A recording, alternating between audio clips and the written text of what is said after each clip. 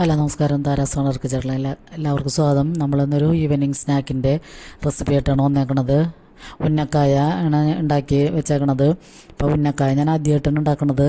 അപ്പോൾ ഉന്നക്കായ എന്നാണ് പേരെങ്കിലും അതിൻ്റെ ഷേപ്പൊന്നും ആയിട്ടില്ല. നമ്മൾ ആദ്യമായിട്ട് ഉണ്ടാക്കുമ്പോൾ അതിൻ്റേതായ ഡിഫിക്കൽട്ടീസൊക്കെ ഉണ്ടാവുമല്ലോ. അത് നമ്മൾ ഏത്തപ്പഴം നല്ല പഴുത്ത പഴമാണത്. തൊലിയൊക്കെ കളഞ്ഞിട്ട് നമ്മൾ ഇഡ്ഡലിപ്പാത്രത്തിൽ വെച്ചൊന്ന് ആവി കയറ്റി നല്ലോണം വേവിച്ചെടുത്തിട്ടുണ്ട്. എന്നിട്ട് അതിൻ്റെ ഉള്ളിൽ കറുപ്പിൻ്റെ സാധനമൊക്കെ എടുത്ത് കളഞ്ഞിട്ട് നന്നായിട്ട് ഉടച്ചെടുക്കുകയാണ് ചെയ്യണത്. പിന്നെ നമ്മൾ മിൽമ നെയ്യ് ഒഴിച്ചിട്ട് അതിലേക്ക് കുറച്ച് തേങ്ങ ഇട്ടിട്ടുണ്ട്. പിന്നെ കുറച്ച് നട്ട്സ് എടുത്ത് പൊടിച്ച് വെച്ചിട്ടുണ്ട്. അപ്പോൾ അതും കൂടി ചേർത്ത് പിന്നെ കുറച്ച് ഏലക്കാപ്പൊടിയും ആവശ്യത്തിന് പഞ്ചസാരയും കൂടി ചേർത്തിട്ടാണ് തേങ്ങയിൽ മിക്സ് ചെയ്യണത്.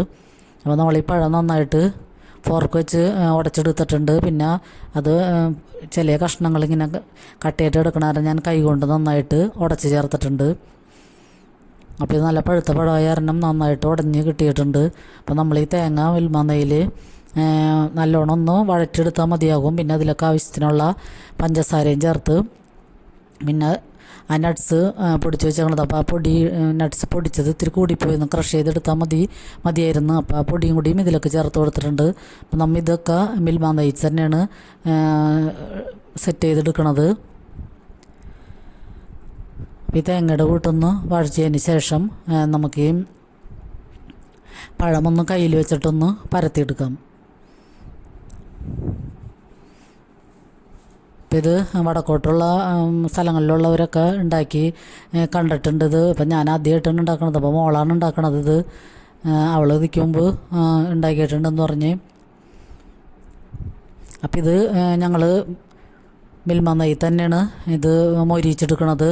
ഡീപ്പ് ഫ്രൈ അല്ല ചെയ്യണത്. വേണമെങ്കിൽ നമുക്കിത് കുറച്ച് അരിപ്പൊടിയും കൂടി ചേർത്ത് നന്നായിട്ട് ഉന്നക്കായാക്കി എടുത്തതിന് ശേഷം നമുക്ക് ഓയിലിട്ട് ഡീപ്പ് ഫ്രൈ ചെയ്തെടുക്കാം. ഇപ്പം ഞങ്ങൾ ചെറുതായിട്ട് മിൽമ നെയ്യ് ഒഴിച്ച് ഒന്ന് തിരിച്ച് മറിച്ചിട്ട് മൊരിച്ചെടുക്കുകയാണ് ചെയ്യണത്.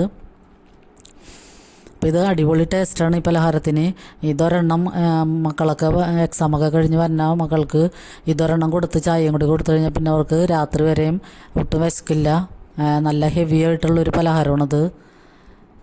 അപ്പോൾ ഒരു പ്രാവശ്യമെങ്കിലും എല്ലാവരും ഒന്ന് ഉണ്ടാക്കി നോക്കുക. ഇപ്പോഴൊക്കെ ഏത്തപ്പഴത്തിനൊക്കെ വില കുറവാണ്. അപ്പോൾ അത് വാങ്ങിച്ച് നമുക്ക് ഇങ്ങനത്തേക്കുള്ള വെറൈറ്റി പലഹാരങ്ങളൊക്കെ ഉണ്ടാക്കാൻ പറ്റും.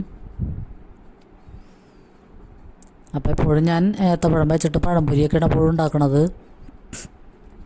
അപ്പോൾ ഇന്ന് മോള് ഈ പലഹാരം ഉണ്ടാക്കാമെന്ന് വെച്ചപ്പോൾ അങ്ങനെ ഞങ്ങൾ ചെയ്ത് നോക്കിയതാണ്.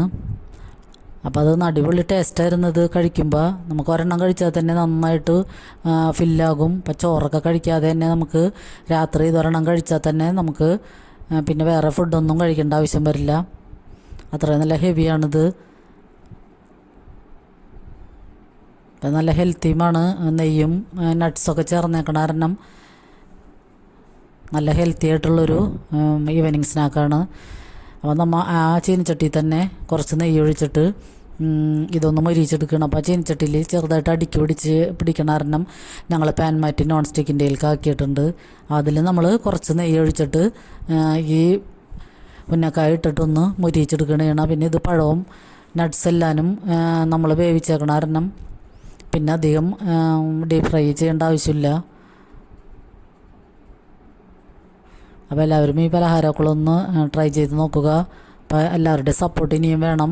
അപ്പോൾ സബ്സ്ക്രൈബൊക്കെ വളരെ കുറവാണ്. അപ്പോൾ അത് സബ്സ്ക്രൈബ് ചെയ്യണവർ തന്നെയാണ് സബ്സ്ക്രൈബ് ചെയ്യണുണ്ട്. അപ്പോൾ അതെല്ലാവരും ഒന്ന് ശ്രദ്ധിക്കുക. ലൈക്ക് ചെയ്യാനും കമൻറ്റ് ചെയ്യാനൊന്നും ആരും മറക്കരുത്. അപ്പോൾ കമൻറ്റൊക്കെ എല്ലാവരും ഒന്ന് ചെയ്തിട്ടത് നല്ലതാണോ ചീത്തയാണോ എന്നാണെങ്കിലും ഒന്ന് കമൻറ്റ് ചെയ്യാൻ മറക്കരുത്. അപ്പോൾ നമ്മുടെ ഉന്നക്കായൊക്കെ ഇവിടെ റെഡിയാണ്. അപ്പോൾ നല്ല അടിപൊളി ടേസ്റ്റാണ് ഈ പലഹാരത്തിന്. അപ്പോൾ ലൈക്ക് ചെയ്യണവർക്കും കമൻറ്റ് ചെയ്യണവർക്കൊക്കെ ഒരുപാട് നന്ദിയുണ്ട്.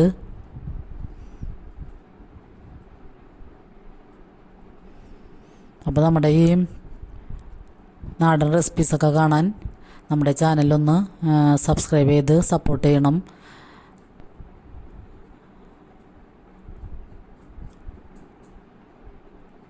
നമ്മുടെ വൈകുന്നേരത്തെ 4 മണി പലഹാരം ഇവിടെ റെഡിയാണ്. അപ്പോൾ എല്ലാവർക്കും ഒരുപാട് ഒരുപാട് നന്ദി. അടുത്ത ഒരു വീഡിയോയുമായി വരുന്നത് വരെ എല്ലാവർക്കും നന്ദി.